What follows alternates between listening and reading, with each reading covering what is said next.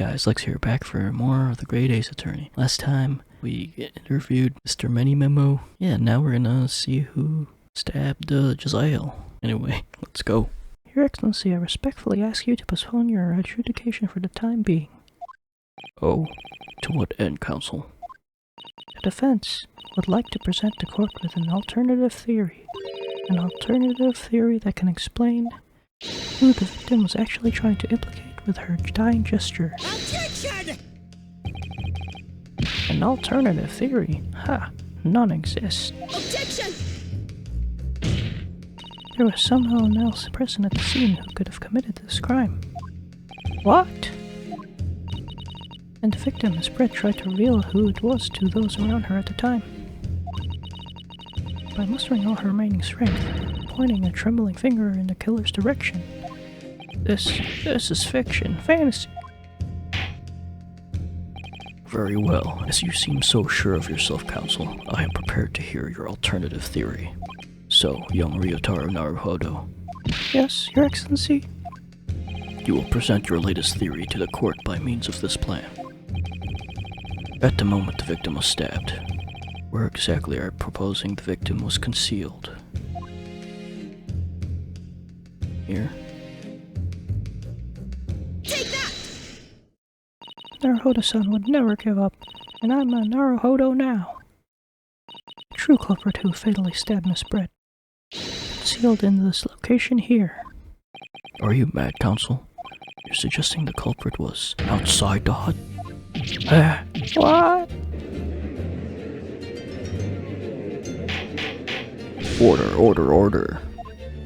But the student lawyer Naruhodo-san next door, that makes no sense at all. You've just pointed out the exact spot where I was hiding to get my scoop to snap. But I didn't see any suspicious individual loitering about, I can swear to that. Obviously, if the culprit had been outside the hut, there's no way that he or she could have stabbed the victim who was inside the hut. Actually, Prosecutor Ouchie, there is a way. Ah! And in point of fact, the defense can provide evidence strongly suggesting that this is precisely the way Miss Brett was killed. You're bluffing. You're bluffing, you local. The defense's assertion is clearly too fantastical for the court to comprehend. You will need to give us more guidance, counsel. What piece of evidence corroborates your theory that the victim was stabbed from outside the hut? Is this? Present? Okay. The original photographic print of the crime scene? Yes, it's clearly visible in this print. The trace of a fatal thrust that was delivered from outside the beach hut. Objection! Do you take us for fools? There's no hint of any such thing. Not sure that everyone present would agree. Someone, at least, appears to have noticed what it was that I'm referring to. Counsel, once again I must call on you to be explicit for the court.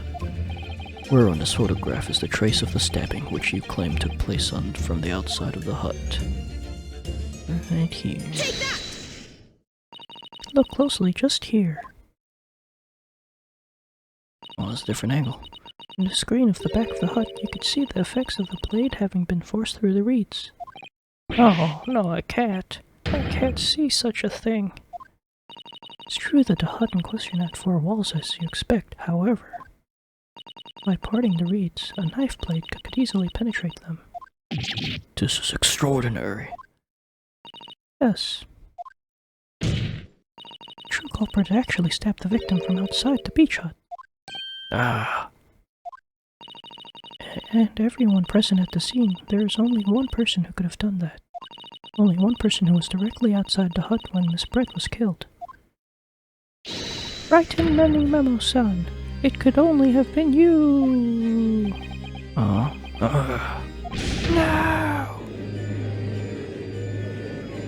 Objection! This is preposterous! This preposterous idea leaves me almost speechless. Just look at the photograph again. The victim lies almost exactly in the center of the beach hut, does she not? Are we to assume as part of this farcical scenario that the assailant was a knife thrower? Objection! No, of course not. We're not. If you recall the testimony of the defendant about the events just before the victim's death. Inside the beach hut, I confronted Miss Brett. She just sat on the stool in the back of the hut, smiling sweetly at me as if she knew she was untouchable. A stool. Another look at the photograph. The slit in the reed screen would align perfectly with the back of the person who was sitting on the stool. My word. So, in fact, the victim was... Killed while sitting on that stool by a stab wound to her back delivered through the reed screen. Having been attacked, Miss Brett rose to her feet instinctively. But then, unable to speak, she collapsed on the floor in the middle of the hut. Before the defendant, Membani-san's palled eyes. And that, Your Excellency, is the truth of what happened on the beach that day.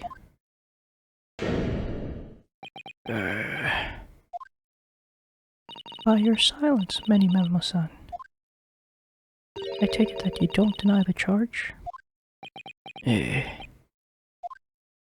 This is absurd! That will do.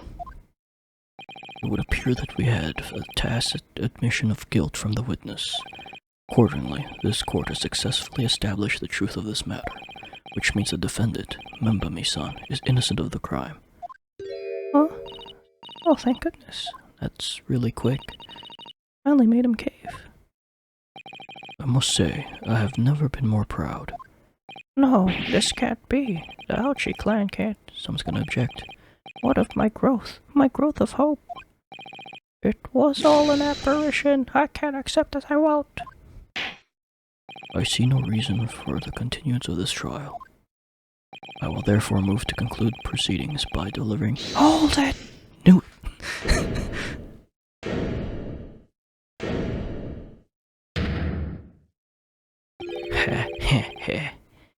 Well, this is all very convenient. This is how the highest court in our mighty empire delivers justice, is it? Suppressing well-meaning citizens' freedom to speak and branding them as criminals?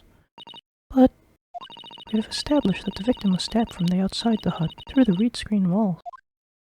And no one but you was in place at the time to have his hand on the hilt of the blade. It is a perfectly logical deduction. So, your argument hinges on the location of whoever stabbed the Englishwoman, does it? Well, seems a little irrelevant now. Irrelevant? Where was she stabbed? How was she stabbed? Doesn't matter. I mean, whether she was stabbed at all makes no difference if you think about it. After all, she died of poison. The trial's already shown the whole thing hinges on something else. I knew it. What are you talking about? Brace yourself, little man. I'm talking about the fact that everything's changed. Because of the dirt you dug up. What? Enough obscurity. Explain yourself, witness. What's to explain? I'm talking about the poison, of course. The poison? Let's ask the professor for a comment on the situation, shall we? I understand that a deadly poison you were developing was stolen from their laboratory, correct? And it's been shown that this poison was administered to the victim, Miss Brett, is that right? That is correct. The unusual constriction of the victim's pupils are a sure sign that this particular poison was used. I see. So presumably that means that the victim already had the poison in her body before she was stabbed. Given that her pupils were clearly constricted, it seems highly likely, yes. If she had been dead already, the poison could not have circulated in her blood. Damn.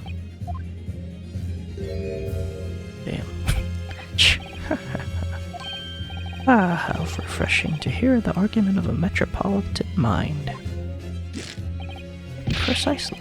It matters not a jot who stabbed whom and whose back with whose blade.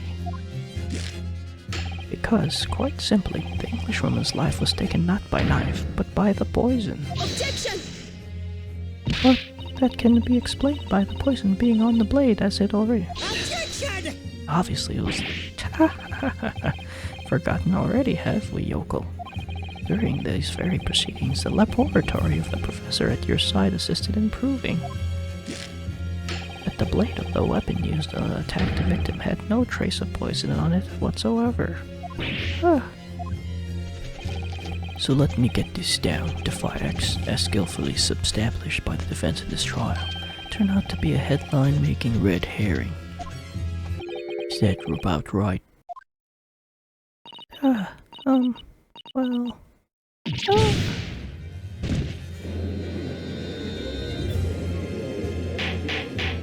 Order.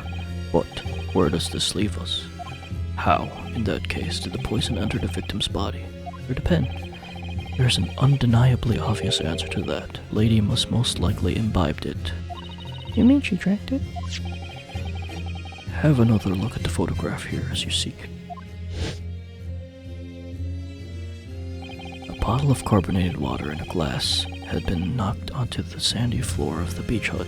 Can't say alcohol in this game also. The poison could have been slipped into either. So somebody made Miss Brett drink it. Well, what do you know? Look at those dashing eyes.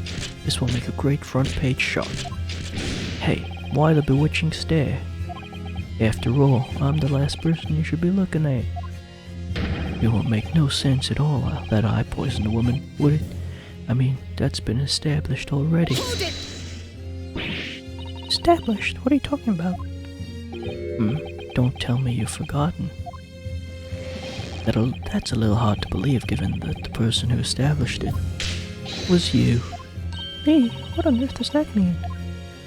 Oh, let me capture those wide eyes. This is a prime press fodder, this is. It seems that this trial is not destined to end after all. I hereby call upon the witness to give further testimony. That's great, that is. Let me get a shot of that magnificent beard, Your Excellency. Thanks. You claim to be impossible, that you were the one responsible for administering the poison to the victim. So, will you explain to the court in your testimony the basis upon which you made such a claim? I'm a journo and I'm a man. I've never tried to run or hide from anything in my life. I'm not about to start now because that's many memories. For a brief moment I thought it had illuminated the truth, but it slipped right back into obscurity again. Just where is this trial going to take us? This testimony... complete innocence. Oh yes, I stabbed the Englishwoman, and it's that very fact that proves I'm innocent. Because why would I have bothered to stab a woman if I already poisoned her? When I heard the student girl at Pomps's English murdering arguing, it got my goat.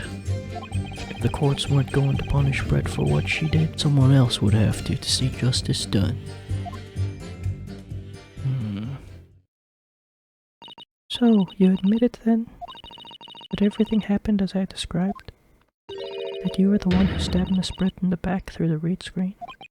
You can't blame this miserable country of ours. Huh? Country that bows to the pressure of foreign powers and lets murderers walk free. What kind of future can a country like that have? That's why I did it. I did what pathetic leaders didn't have the guts to do. Slap being in the middle of a charming lady's back, I plunged a blade of sweet justice right there.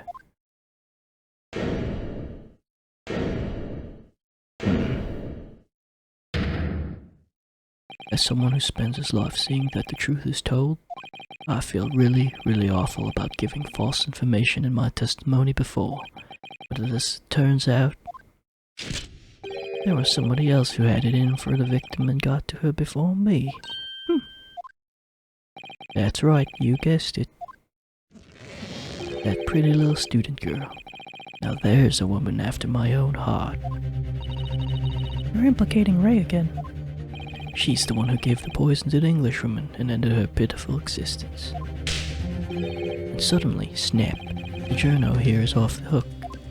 The argument is sound, certainly. If the witness had administered the poison himself, he needed only have waited for it to take effect. Subsequently, stabbing the victim in the back would have been entirely nonsensical. And therefore this reporter had nothing to do with the poisoning. Yes, it's all quite logical. That's right, it is. Logical and true. Glad you've all seen the light. Justice at last. This is unbelievable. And after I've made so much progress in proving his guilt, is he going to get away with it now?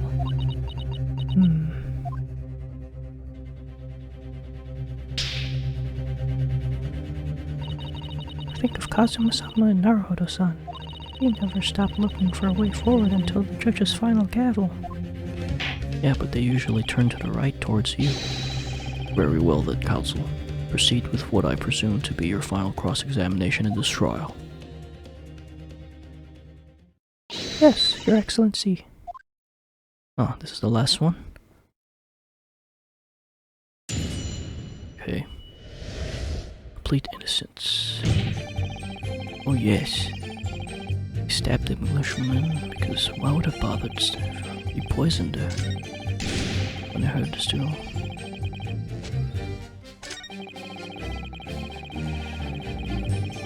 Okay, let's try number 3 first. Hold it!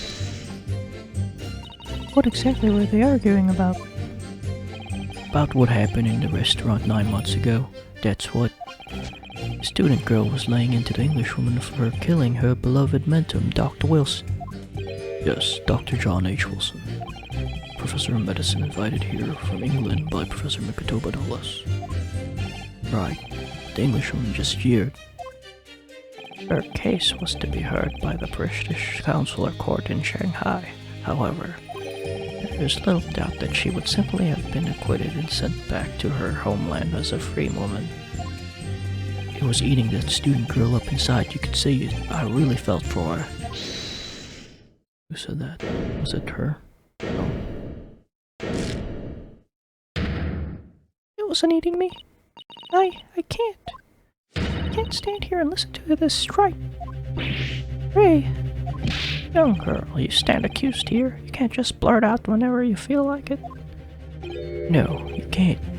Sorry, but I'm in the middle of some very important testimony here. Just keep quiet and listen. But this awful man is making all of this up. Susato, please. You have to make them listen. Who is Susato?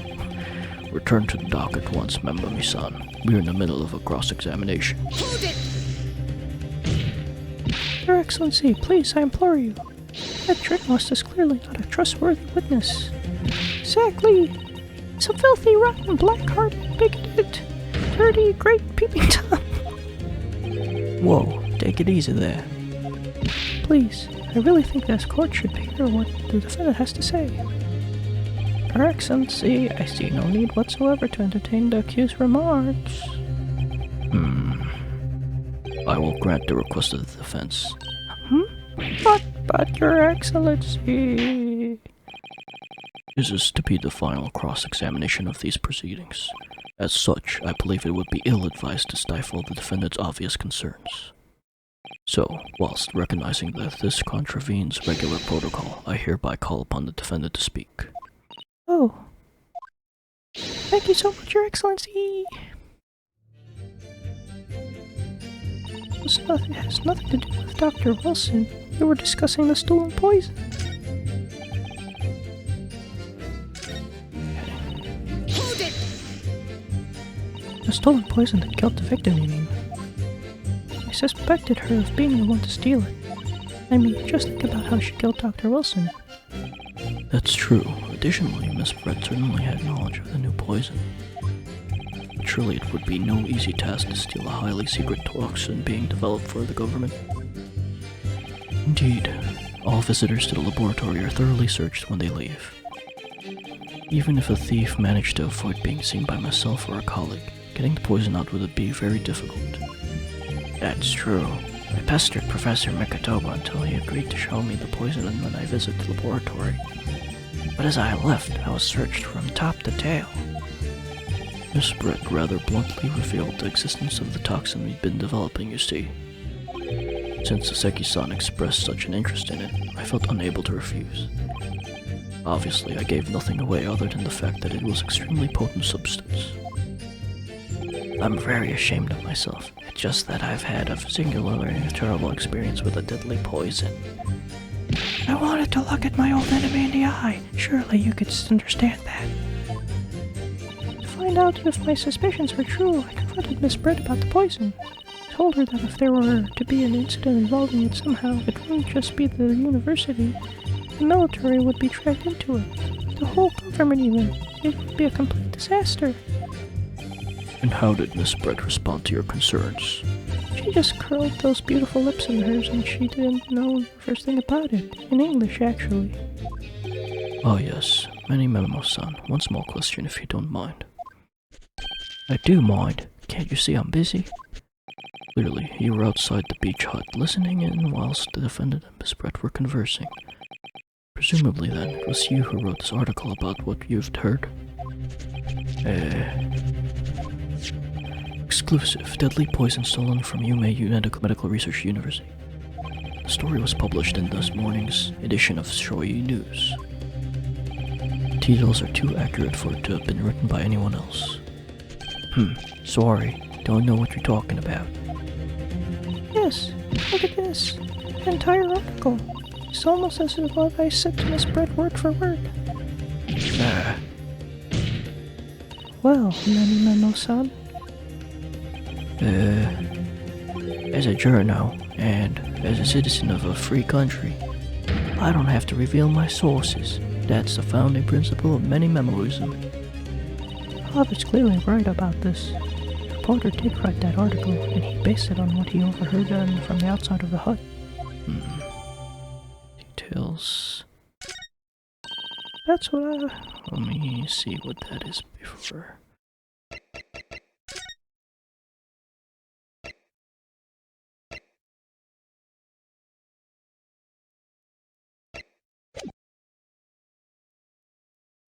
Okay.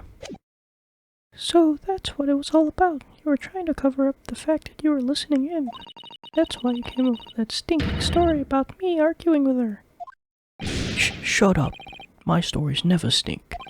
Look, whatever you say, little girl, it doesn't alter the facts. Your Excellency, there's something I want to say, and I want it to go on record. Very well. You may amend your formal testimony.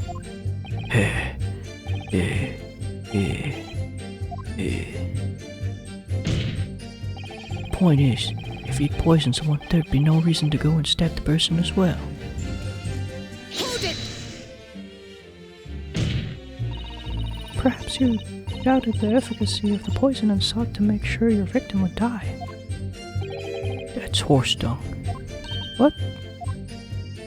That would be like pouring pepper on your Chinese ramen before you even tasted it.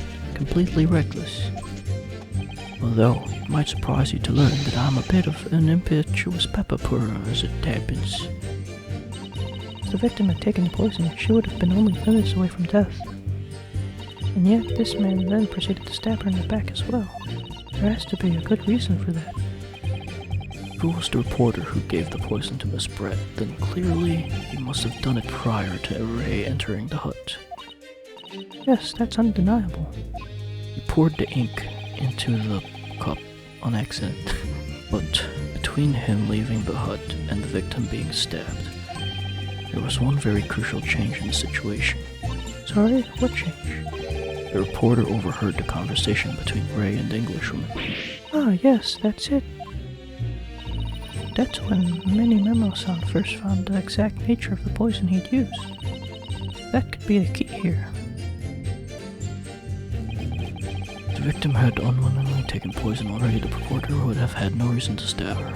On the face of that, the logic sounds entirely reasonable. There's no question that this man was responsible for Miss Brett's murder. If we could think of a plausible explanation as to why he might have stabbed her, even after the poisoning.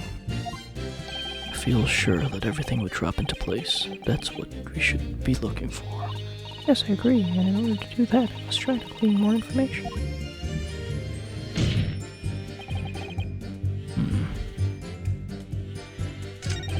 Kinda wanna put the pen here.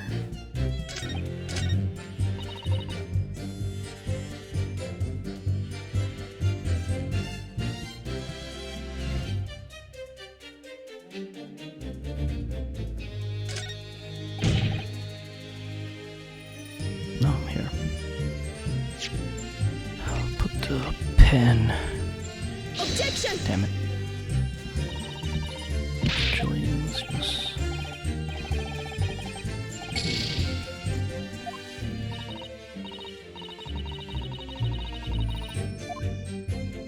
Okay.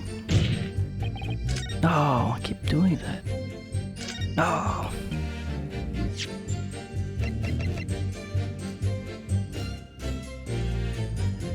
Well, we just updated this, so let's put this. Objection! Oh, damn it. Well, I can think of one reason. What? What? But before I explain, I'd like you to affirm something for the court. Did you glean all the information for this newspaper article from what you overheard outside the hut? Of course you did. There can be no question of that. After all, when we were all in the laboratory together, all we were told that it was a terrible toxin. There's one more important fact to consider. According to the witness, Membami-san's verbal attack against the victim began as soon as she entered the hut. In other words, it would have been impossible for her to have slipped the poison into Miss Brett's larynx. Objection! Where are you going with this, counsel? Annie Memo-san has made it quite clear that he observed every single thing that happened in the beach hut. If the defendant had somehow found an opportunity, this man would have seen it. Which means that Miss Brett couldn't have imbibed poison whilst the defendant was present. In fact, it must have been administered to her before Membami-san entered the hut. Yes, very articulately put. When I walked into the hut, I immediately started to press Miss Brett about the poison. At which point, Manny Memo-san overheard some worrying information. Worrying information? What worrying information? Information that he subsequently included in this newspaper article, namely, that the poison was being developed in strict secrecy, and that it couldn't be readily obtained. Absolutely. In fact, that's quite an understatement. The only possible place it could have come from is my lab. And if furthermore anyone afflicted by the poison would be exhibited the telltale signs of death. Extreme constriction of the pupils. Yes, it's quite stark when you see it. There are other poisons that show similar symptoms, but not among new substances that are undetectable. In other words, it would be clear that the victim's life had been ended by the use of this particular poison, which would reduce the number of suspects to only a handful of people. Oh. Everyone in my laboratory is aware of the unique properties of the toxin we've been developing. None of them would be foolish enough to attempt to use it for some nefarious deed. Membami-san being no exception. Therefore, we could conclude that whoever administered this unique poison to the victim was a layperson unaware of its telltale properties. In other words, someone like you, right, 10 million memo.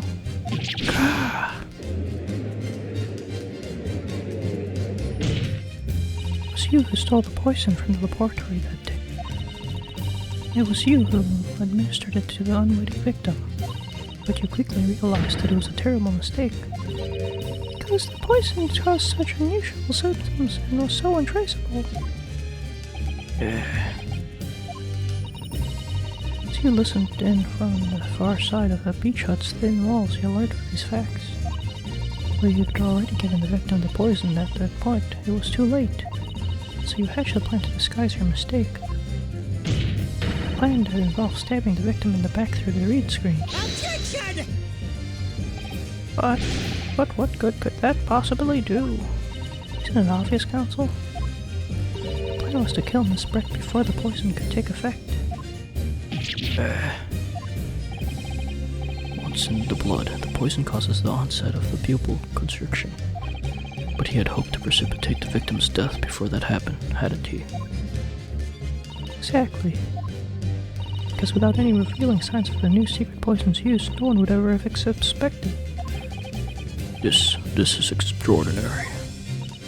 Yes, the effects of the poison might have been too easily identified, so the killer had to mask its use, which he attempted to do by plunging the knife into the middle of the victim's back.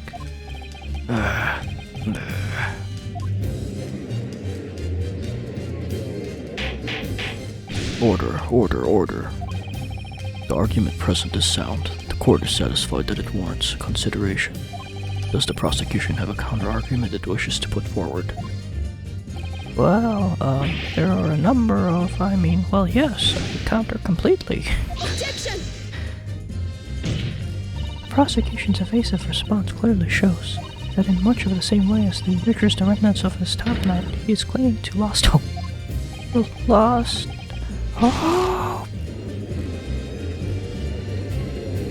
Hold it.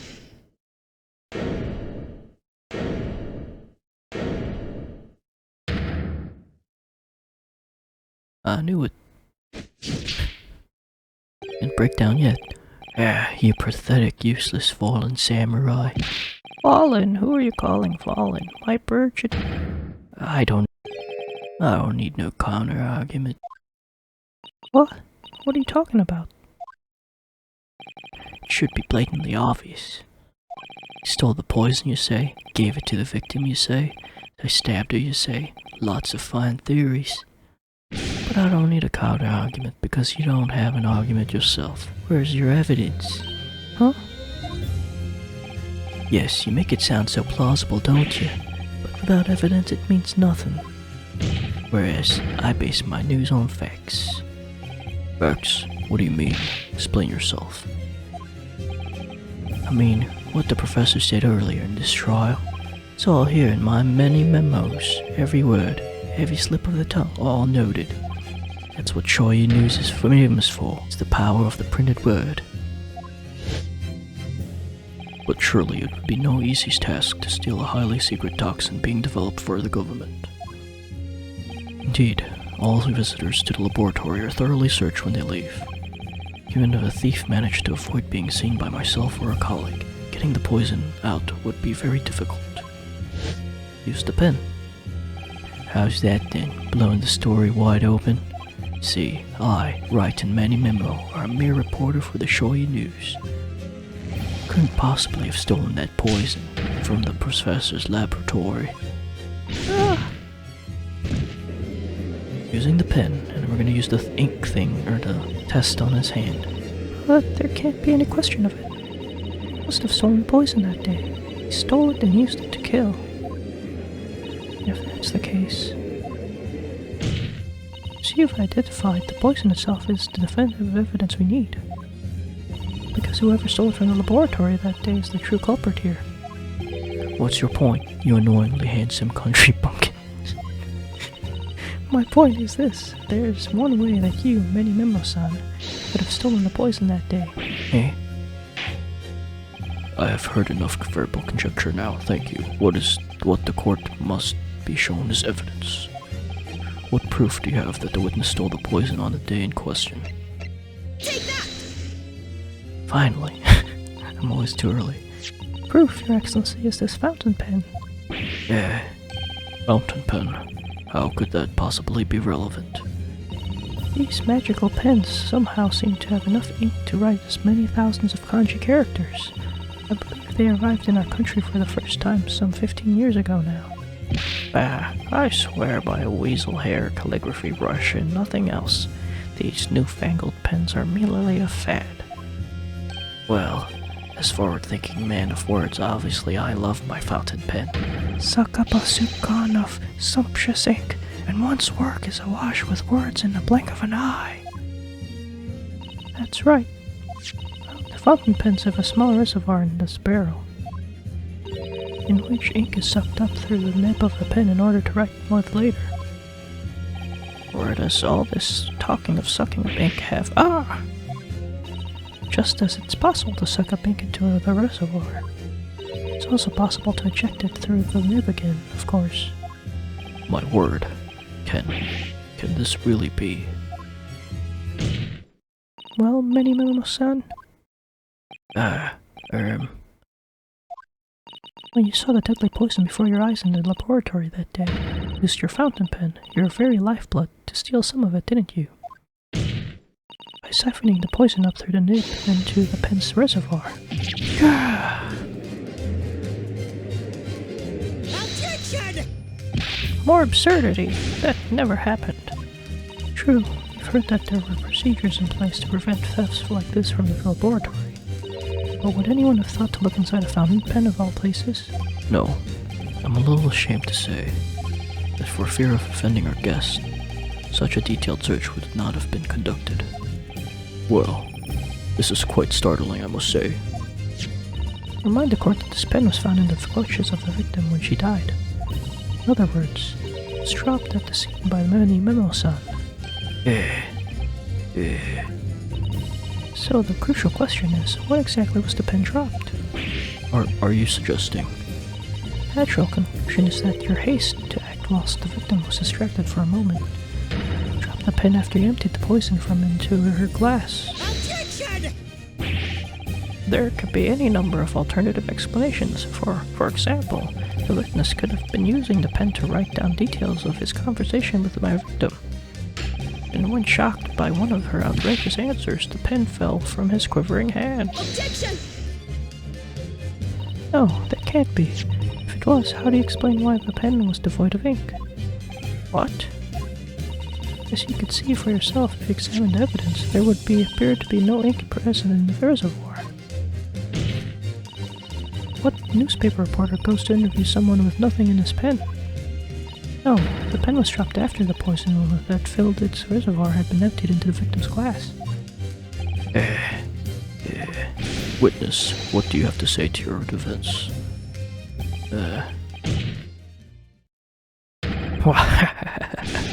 So this is how a modern justice system works, is it?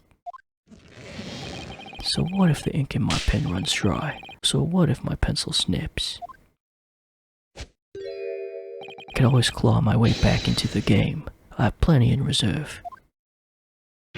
Oh shit.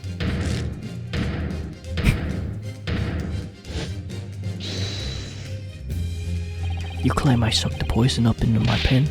That's wild speculation, nothing more. You thought you could bring down a fine, upstanding citizen with a trick like that? Think again. Looks as though it's going to take one final decisive blow to finish this matter. As I see it, the situation is now very simple. It rests upon whether or not this witness did indeed steal the poison on the day in question. Therefore, it all depends on whether or not the defense can prove that he did with evidence. No such evidence could possibly exist. Objection! Many-Memo-san, this is how our modern justice system works. What? In the courtroom, evidence is everything. Something you would do well to remember. Because we are well past the point of speculation at this stage, I assure you. Very well then. I call upon the defense to present the aforementioned evidence. This is it then. This will be the final piece of the puzzle. The defense can prove by means of this item that it was the witness's pen that was used to steal the poison. Take that! Counsel, what is that bottle? This bottle contains a unique chemical reagent that can identify the poison in question. Yes, that poison is entirely new synthesis of alkaloids developed by my colleagues and I. It would be impossible to detect traces of it by any other method. Or, from another perspective, simply with this chemical reagent, anybody at all could be checked for traces of the poison. A reagent? What? One drop of this contents in this bottle onto the tip of your fountain pen, Many-Memo-san. It's all it would take to solve this case beyond all reasonable doubt. No, you can't. I won't. Your crimes are bad enough, but at least know when to admit defeat. Your Excellency, the defense requests permission to carry out a test of the fountain pen at once.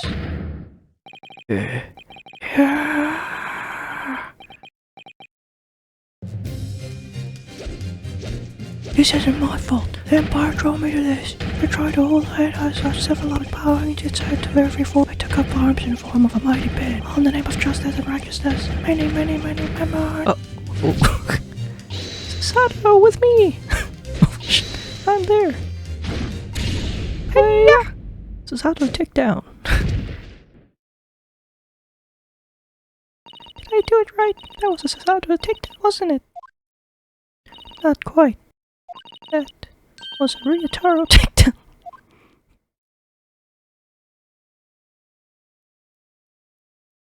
The instant the first drop of the reagent touched the nib of the fountain pen, it was clear to everyone present.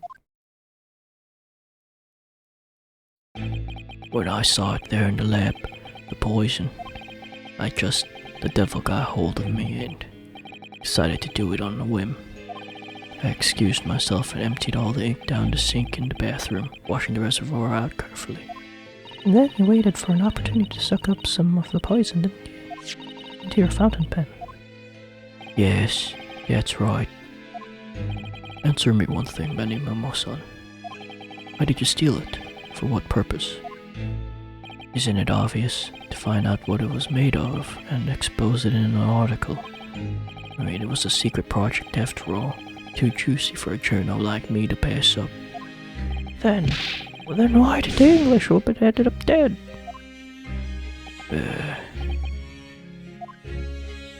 I went into that hut intending to quiz her on the situation, that's all. As a reporter. A known killer enjoying full freedom, evading justice by leaving the country. I told her what I thought about it. And she just laughed in my face. Oh, what's this? Far Eastern caveman purporting to practice journalism? Really, you must learn the difference between reporting and listening at doorways, you ignorant plebeian. What do you call me? This country, with its pretensions to a justice system, to a free press, it's really very depressing. You see our superior ways in the West, yet you lack the mental capacity to emulate them. Get out of here, you oaf. Get out and crawl back into that cave you came from. I thought he was British this time. That's what I remembered about the deadly poison I happened to have in my pen at the time. What a terrible tale. In my head, I knew I should just get out of there as quickly as possible, but I couldn't.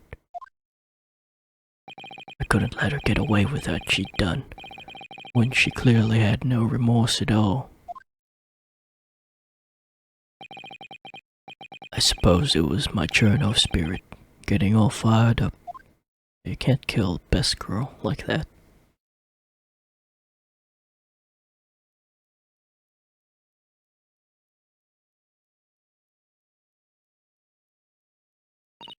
I'd like to ask you something. Yeah. You often talk about justice, but surely as a journalist, you could have used other means to deliver the justice you sought. There's no justice in the press. Sorry? After that trial 9 months ago, I kept digging and digging to find out what happened in that courtroom. Finally, I discovered the truth. It was a cover-up, that's what it was. A cover-up? What do you mean? I would remind you of your position, witness. Be careful what you say. Oh, come on. Doesn't it strike you as strange? We're suddenly not allowed to convict a foreign national. Consular jurisdiction should never have come into it. And yet, that puffed-up Englishwoman was going to sail away into the sunset as a free woman. The only possible explanation is that, behind the scenes, some deal had get down between Britain and Japan. What sort of deal? I'd done my research, dug up all the dirt. It was all ready to be published. But you know what happened? The editor just tore the article up. It came under pressure from the government, you mean? If our government is going to let criminals walk free, if they're going to crush the free press, then what choice do I have but to see the justice is done myself? Let's not forget, Minimomo-san, that you committed murder yourself and you tried to lay the blame at the defendant's door. Sorry, but you're no better than Giselle Brett. What? The truth is, you have no right to talk about justice at all. I suppose. Damn. It would appear that we have reached a conclusion in this trial at last. Counsel for the defense, Ryotar Naruhodo. Oh. Yes, sorry, Your Excellency. Just musing in a manly way here. It's almost unbelievable that this is your first experience of the Supreme Court. It was an excellent performance. Truth, it was very much reminded me of your cousin's exploits. Oh, Naruhodo-san, Ryunosuke-san, Naruhodo-san, Naruhodo-san, Ryunosuke, you mean? The way he handled the trial 9 months ago, and the way you handled this one, gives me hope that we are genuinely entering a new era of justice in this land. That's very flattering, Your Excellency. Hearing the defense you put forward today made me feel almost keenly that the future of the justice system will be forged by you and your contemporaries. Thank you. So, Prosecutor Ouchi, do you have any final thoughts? Is he gonna kill himself? Prosecutor Ouchi. I, Takatsushi of the Ouchi clan, have been bested by a callow youth not once now, but twice. If there was any shred of my former self left, it has withered and died here today. Gosh, your journey to cultural enlightenment sure took a while, didn't it? Silence! Rather than living on in shame, I will end it all now with this blade. For that is the true path to Ouchiism. Ouchiism? One hopes that the only way in which he'll be modeling himself after the witness.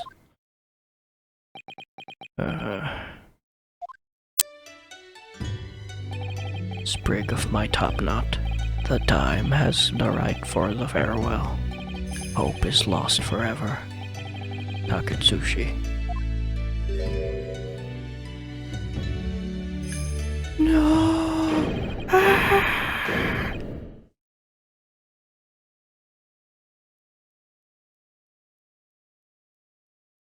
That was so sharp, damn.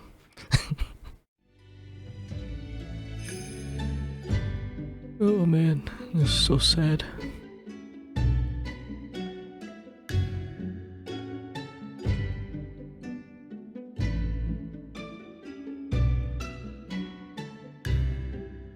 Even a turtle said, "No hope, only despair."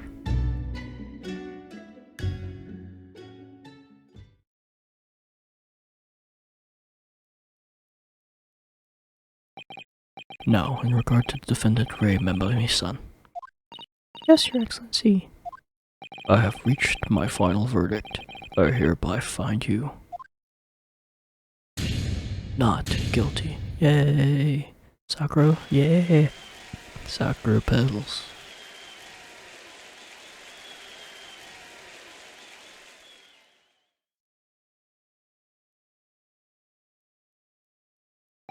Court is adjourned.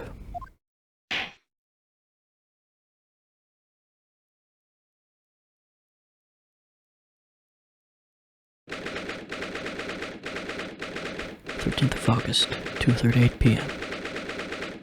Supreme Court of Judication, Defendants Antechamber number 3. It's over. My heart is still pounding in my chest, though. It's all I could do just to stay standing. Lawyers have had such a great responsibility, such a great burden to bear. Don't they, Naruhodo-san?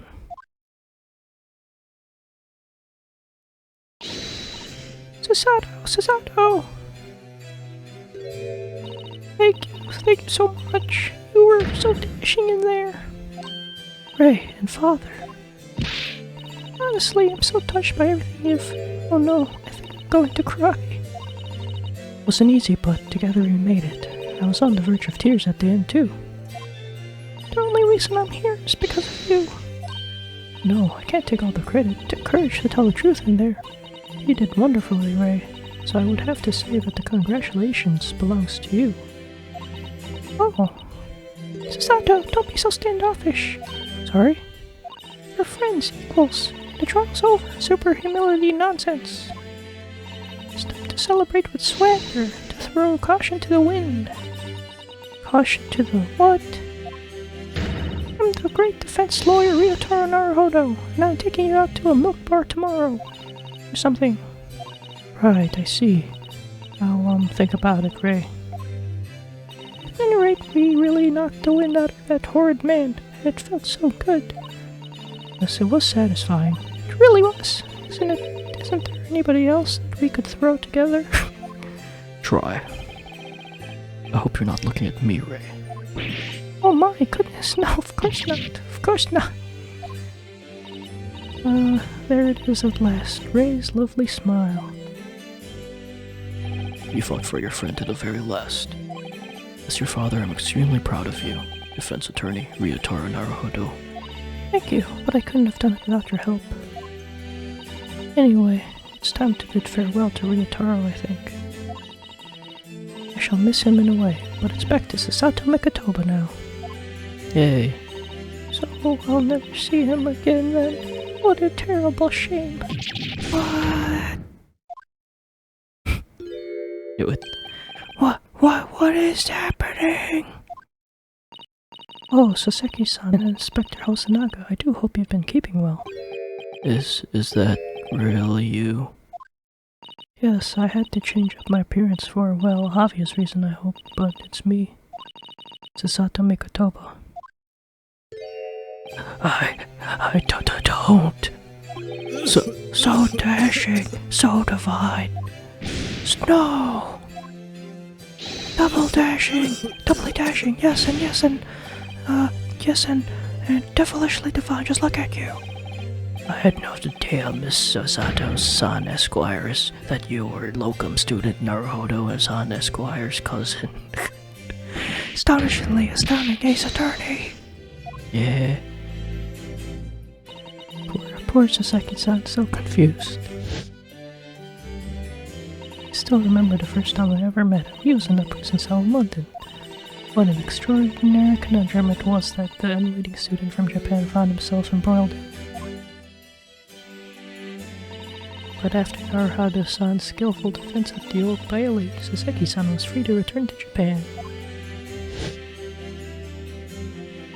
And now he seems to have earned himself great fame as an author. I'm stunned. That's a truly impressive disguise. Even I had no idea. And I'm Chief Inspector at the Police Bureau who came up with Mr. Turtle, no less. I'm not sure you should be admitting to that, Inspector. Amazing. You're a woman of many faces, I see. Just two, really, and this was a once-in-a-lifetime event, I hope. Oh, I'm not a patch on you, though, Inspector. Well, I am a professional, of course. I do worry about Inspector Hosonaga sometimes. I really do. 9 months ago, he appeared here at the Supreme Court to testify. He was undercover disguised as the head waiter of a restaurant. And then on a steamship to Great Britain, of course, disguised as a sailor to keep us safe on the journey. Though, that didn't help you, did it, Kazuma-sama? Garderobe. From my perspective, I have to admit, I have mixed feelings about all this. I mean, now that the truth has been lost forever. What do you mean? Talking about the murder that the Englishwoman committed at the end of last year. Ah, yes. It was an English doctor she killed, as I understand it. Dr. John H. Wilson, yes. Man I invited to Japan personally. The mystery is, why did she kill him? And now that the culprit herself is dead, we'll probably never know the answer. On the voyage to Great Britain, we had a most unexpected encounter. With Mr. Sherlock Holmes, the great detective, I mean. Yes, I remember Mr. Sholmes as well, of course. Ah, my arch nemesis, how lightly you utter his name. Well, according to the stories published about him in the Adventures of Sherlock Holmes, the detective once had a partner who helped him solve crimes, a best friend. That man was an exceptional doctor of medicines by the name of John H. Wilson. What? Dr. Wilson? Just can't believe that it's a coincidence. I think that the English doctor of medicine killed here in Japan 9 months ago must have been the friend and partner of Mr. Sholmes. And if that's really true, then the poor girl won't ever see her beloved father again.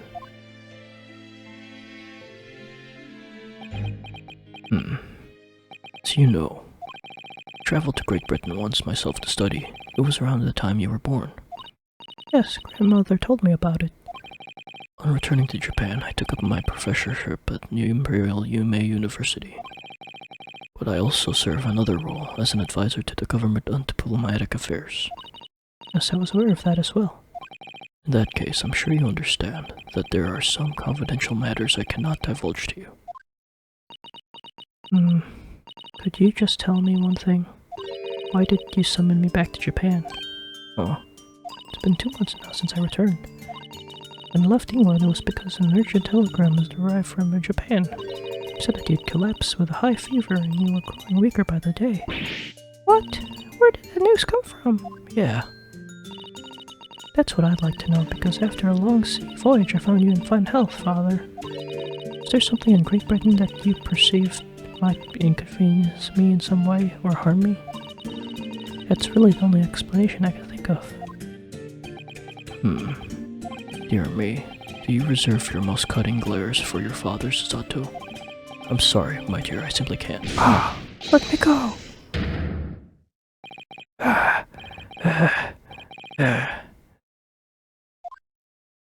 Many memos, son. So, one throw isn't enough for you. I've got one last thing to say before they take me away, Professor. Me. I know the truth. I know you had a hand in what went on. In that visiting student's fate. Visiting student? Giselle Brett, you mean? No, not her. The student of law that left for Great Britain 8 months ago. What? Student of law? He must be Kazuma-sama? What are you talking about? What does it have to do with Kazuma-sama? Nobody here in Japan knows anything about it. They don't know that the guy never made it to England. That he died on that steamship. That he'll never... What? Holy shit. Well, I didn't expect to find him here. Holy shit. What were you officers playing at? Terribly sorry, Your Excellency.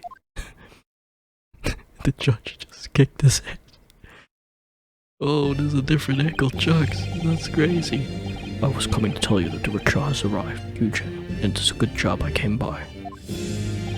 Yes, thank you for dealing with him, and I'll be there shortly. Oh, Your Excellency. The trial's over. I'm not Your Excellency anymore, merely your father's friend, Seishiro Jigoku. And may I say that since I saw you last, you seem to have taken a more dashing appearance. Sato. Did you know all along from the start of the trial? Judge sees everything, Sato. I couldn't let you take the risk if Shishiru here hadn't known and that he'd recognized you. So I had a word in his ear beforehand, as an old friend.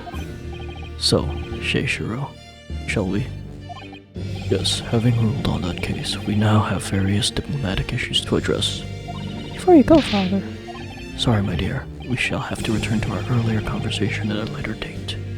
But well done again, both of you. You did admirably. Oh, thank you very much. What did you think of my Sheishiro sling, eh? It's been a while since I sent a man flying like that.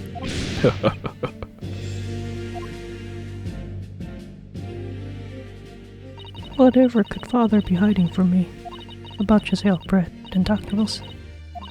Now it seems, according to the reporter, about Kazuma-sama. Going to have to bring this up with Father sometime, when nobody else is around. Judicial Assistant Mikatobo-san Esquires, could I have a word? Oh, yes, of course, Sasaki-san. What is it? I think perhaps it could be fate that we're meeting again like this now. You see, there's something I need to tell you. Oh? I believe that it may be related to the reason why your father summoned you back to England. Huh? This I'll have to hear. Please, Sasaki-san, tell me at once. I will. As you know, my time in England was terrible, cursed, I have no doubt. Such awful things I was embroiled in. Thank goodness locum student Naruhodo-san Esquire stepped in. After he secured my freedom, I couldn't wait to get on the ship back here to my homeland. Having arrived in Japan, I submitted a report to my experiences to the Ministry of Foreign Affairs. The next thing I knew, I had a visitor. It was your father, Professor Mikatoba. He wanted to ask me all sorts of things about my report. My father? He seemed to be especially taken with a particular part of the report. Anyway, he left eventually, having thoroughly quizzed me. But it was the very next day that he sent a telegram to you asking for you to return to Japan. What was it then? That particular part that my father was interested in? I don't really know exactly. But do you remember them? Those two terrible cases I was caught up in? Of course, I could never forget it. Your father seemed to concern himself mainly with the second case. Second one, you mean? The one Mr. Sholmes forbade us to talk about in public? Is why the only case involving you that any member of the public is aware of is the first. Which I don't care. I don't have to listen to what that dastardly detective says. Anyway, the point is, seems that the case somehow holds the key to all those curious unanswered questions. That horrific, hideous, heinous case. The case of the haunted lodgings.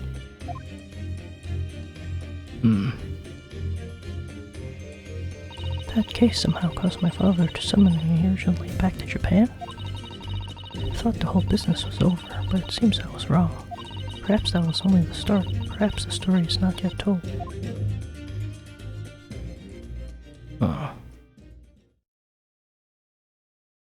Oh? So, the mystery of that English woman's death is solved, thank goodness. And having stood in the Supreme Court now, I think I can comprehend a little better. How you must be feeling as you fight for people's freedom in a foreign land, Naruhodo-san.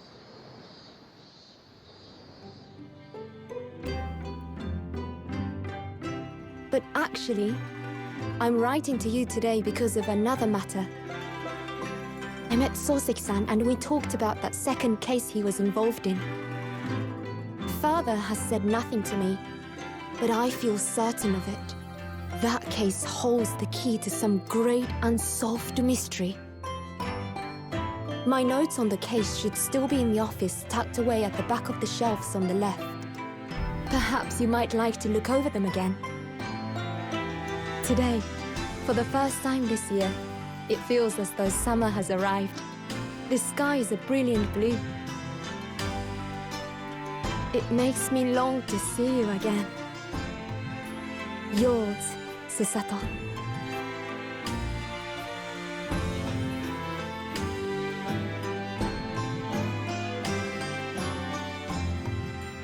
The case wasn't bad. It was pretty easy, except for that part I messed up in.